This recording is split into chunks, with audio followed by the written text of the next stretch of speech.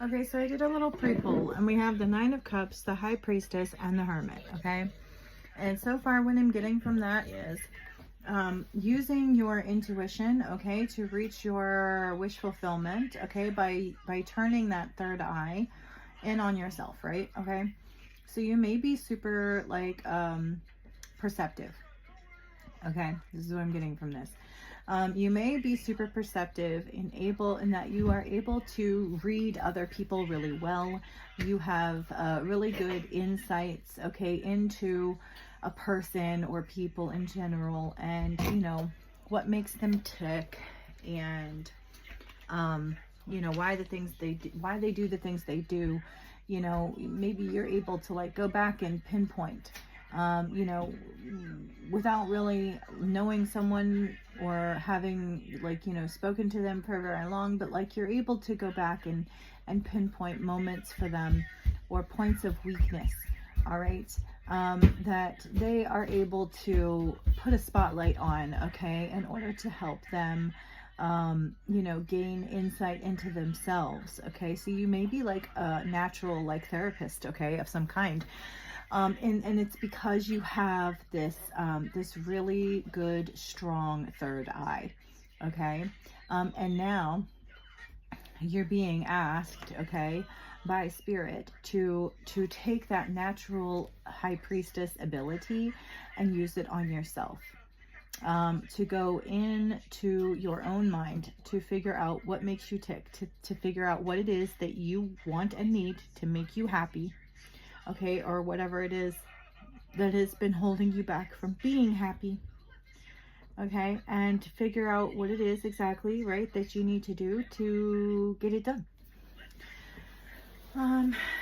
So what else do we need to know about this? We have hater reverse, okay, so specifically you may have a person or groups of people that dislike you because of your insightfulness, okay,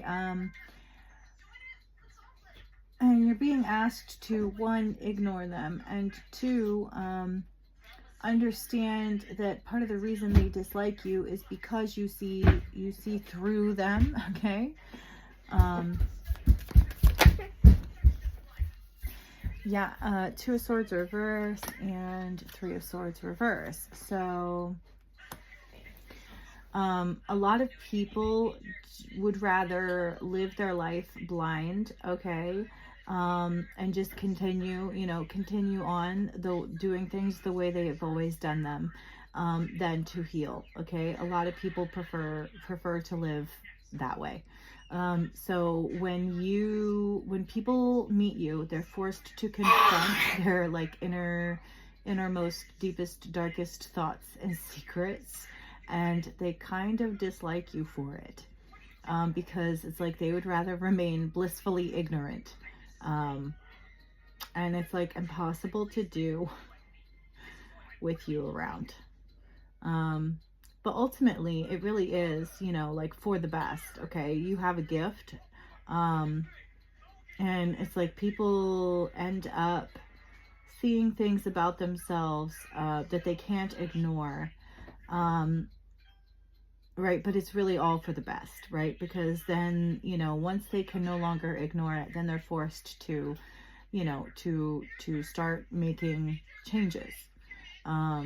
And it's too like they see themselves, okay, from your perspective, okay. That's something as well. They're forced to see themselves from your perspective.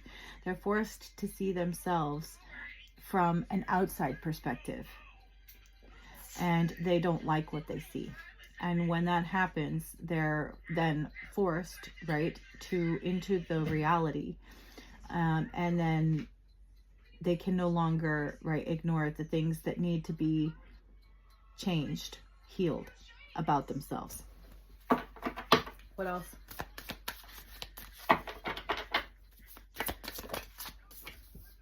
Divine partner. Okay, so this is you working with the divine, okay, doing God's work, so to speak, okay, without even really trying. Like, it's just who you are.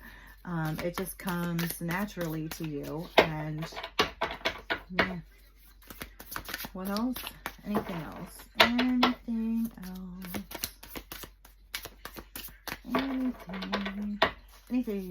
Anything at all? Maybe just one more? Oh, that's a lot. Nope. That's a story for another day. Alright, I guess that's it. So, good luck.